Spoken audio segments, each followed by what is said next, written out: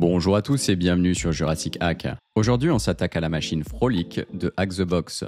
Il s'agit d'une machine Linux plutôt simple à résoudre. En effet, celle-ci se base principalement sur de l'énumération, l'identification de langages ésotériques et l'exploitation de binaires. Comme d'habitude, nous commençons par un scan and map afin d'énumérer les ports ouverts sur la machine. Cependant, dans le cas présent, le scan a déjà été exécuté afin de gagner du temps. Ici, nous avons plusieurs ports ouverts, incluant le 1880 et le 9999, exposant respectivement les services Node.js et Nginx. Nous allons donc ouvrir notre navigateur et commencer par explorer le port 1880. Ce dernier semble exposer Node-RED, un outil de développement low-code qui permet notamment de connecter facilement des appareils et des API entre eux via une interface graphique. Malheureusement, après quelques essais, je n'ai pas été en mesure d'accéder à l'application. Concernant le port 9999, il s'agit simplement de la page par défaut de Nginx. Afin de voir si ce dernier dispose de répertoires ou de fichiers dissimulés, nous allons faire usage de l'outil Dearbuster. Après quelques secondes d'exécution, si l'on inspecte l'onglet List View, l'un des premiers résultats indique le répertoire Admin. Nous allons donc retourner sur notre navigateur et tenter d'y accéder. Ici, nous pouvons voir apparaître un formulaire d'authentification invitant au piratage. Après une première tentative avec de simples identifiants, il semble que celle-ci nous limite à 2 tentatives. Nous allons donc inspecter le code source de la page. Dans le cas présent, nous pouvons voir un fichier nommé login.js. Nous allons donc ouvrir ce dernier. Celui-ci contient un simple code JavaScript ainsi que les identifiants en clair. Après avoir copié le mot de passe, nous allons donc retourner sur la page d'authentification et faire usage de celui-ci. Cette dernière nous donne accès à un résultat plutôt particulier. En effet, si vous êtes des habitués des challenges un peu bizarres, il est possible de reconnaître le langage de programmation ésotérique et minimaliste Hook. Cependant, il semble qu'il s'agisse d'une version abrégée, c'est-à-dire sans le terme hook, mais seulement la ponctuation. Afin de décoder cela, une petite recherche s'impose. Dans le cas présent, nous allons simplement prendre l'un des décodeurs suggérés. Par la suite, il suffit de coller notre code et de le convertir en texte. Le résultat semble indiquer un chemin d'accès. Nous allons donc retourner sur le port 9999 et tenter d'accéder à ce dernier.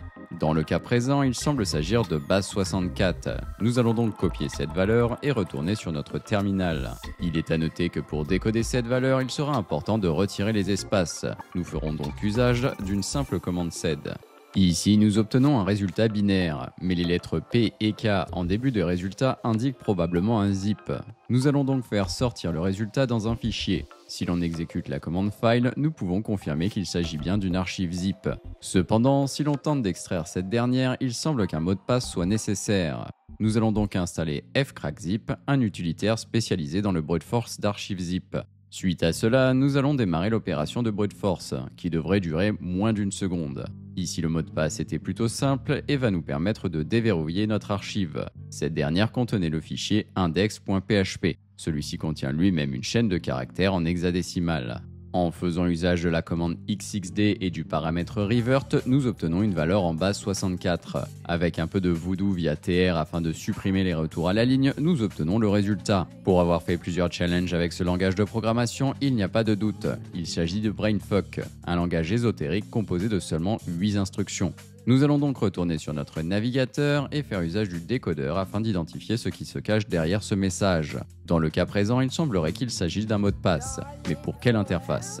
Après avoir tenté de nous authentifier sur l'interface Node-RED sans succès, nous allons retourner sur Dearbuster afin de voir si ce dernier a identifié d'autres points d'entrée. Celui-ci semble avoir découvert plusieurs chemins, cependant nous allons nous intéresser à /dev/backup. En effet, si l'on tente d'accéder à ce dernier, nous obtenons un autre chemin nommé PlaySMS. En insérant cette nouvelle valeur dans notre URL, nous pouvons voir apparaître la page d'authentification de PlaySMS, une plateforme open source de gestion de SMS.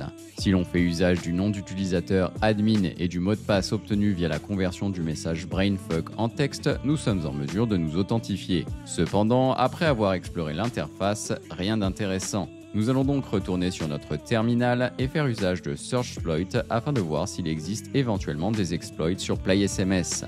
Dans le cas présent, nous en avons plusieurs, et le premier résultat semble intéressant. En effet, il s'agit d'une exécution de code nécessitant d'être authentifié, ce que nous sommes en mesure de faire. De plus, il existe un module Metasploit, ce qui va grandement simplifier l'exploitation. Nous allons donc exécuter msf console et faire une recherche avec le mot-clé PlaySMS. Dans le cas présent, l'exploit correspondant est le premier. Nous allons donc insérer la commande use0. Si l'on inspecte les différentes options à configurer, il ne faudra pas oublier de modifier les valeurs lhost, rhosts, airport, password et target URI. Une fois le paramétrage terminé, nous pouvons démarrer le module à l'aide de la commande exploit. Au bout de quelques secondes, nous devrions obtenir un shell en tant que 3w-data. En explorant le répertoire /home de l'utilisateur Ayush, nous devrions être en mesure d'obtenir le flag utilisateur. Pour ce qui est de l'escalade de privilèges, nous allons commencer par identifier les binaires SUID présents sur la machine à l'aide de find. Dans le cas présent, nous pouvons voir le binaire ROP présent dans le répertoire .binary. S'agissant probablement d'un challenge d'exploitation, nous allons télécharger ce dernier sur notre machine afin de l'analyser. Suite à cela, nous allons tout de même démarrer un shell sur la machine compromise afin de voir comment celui-ci fonctionne. Ici, il semble que le binaire prenne simplement une chaîne de caractères afin de l'afficher à l'écran. Rien de bien compliqué. Par la suite, nous allons importer le binaire dans Ghidra afin de l'analyser. Si l'on inspecte la fonction main, nous pouvons voir que cette dernière appelle la fonction vuln en passant en paramètre notre argument. Si l'on regarde le contenu de la fonction, nous pouvons constater que notre paramètre est copié dans la variable local34 via un appel à strcpy. Le problème ici est que la fonction ne valide pas la taille de la chaîne de caractères source et que local34 ne fait que 48 octets. Si notre paramètre dépasse cette taille, nous avons un buffer overflow. Afin de valider cela, nous allons retourner sur notre terminal et écrire une rapide preuve de concept en Python. Dans un premier temps, nous allons rendre le binaire ROP exécutable et passer un argument de 100 caractères à ce dernier. Ici, le résultat ne surprend pas, nous avons une erreur de segmentation. Cependant, afin d'exploiter notre binaire, nous allons avoir besoin de savoir combien de caractères sont nécessaires avant d'écraser notre adresse de retour. Pour ce faire, nous allons démarrer GDB et tenter différentes tailles de buffer. Sachant que la variable dans laquelle notre argument est copié ne fait que 48 octets, nous allons commencer par là. Ici, nous avons bel et bien un segfault, cependant 48 octets n'ont pas suffi pour écraser l'adresse de retour. Nous allons donc augmenter la taille de notre buffer de 4 octets. Malheureusement, même résultat. Nous allons donc faire la même opération avec un buffer de 56 octets. Cette fois-ci, c'est la bonne. Si l'on inspecte le contenu des registres, nous pouvons constater que EIP contient bien 4 fois la valeur 41, c'est-à-dire 4A en ASCII. Il nous faut donc 52 caractères avant d'écraser le IP. En effet, si l'on envoie 52A suivi de 4B, nous pouvons constater que le IP contient bien 4 fois 42, c'est-à-dire 4B. Afin d'exploiter ce binaire SUID, nous allons donc faire un simple read to libc. L'idée est d'appeler la fonction system en passant en paramètre la chaîne de caractères /bin/sh, ce qui nous permettra d'obtenir un shell en tant que route. Pour ce faire, nous avons besoin de plusieurs informations. Nous allons donc retourner sur notre meterpreter. Dans un premier temps, nous allons identifier l'adresse de base de la libc. Ceci peut être récupéré en exécutant la commande LDD sur le binaire. Suite à cela, nous allons identifier l'offset des fonctions system et exit dans notre binaire. Il est à noter que la fonction exit n'est pas vraiment nécessaire, mais cette dernière sert de fonction de retour si l'on quitte notre shell. Cela évite au programme de crasher. Enfin, à l'aide de la commande strings, nous allons chercher l'offset de la chaîne de caractères /bin/sh. Une fois toutes ces informations identifiées, nous allons additionner l'adresse de base de la libc aux offsets que nous avons récupérés. Enfin, il ne nous reste plus qu'à écrire notre exploit.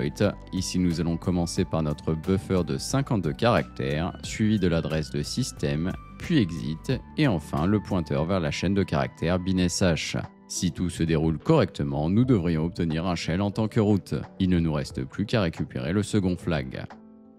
C'est tout pour aujourd'hui, j'espère que vous avez apprécié cet épisode. Si la vidéo vous a plu, n'hésitez pas à laisser un commentaire, à vous abonner à la chaîne et bien évidemment, le meilleur cadeau que vous puissiez faire, c'est de partager et d'en parler autour de vous. Merci d'avoir regardé et à très bientôt.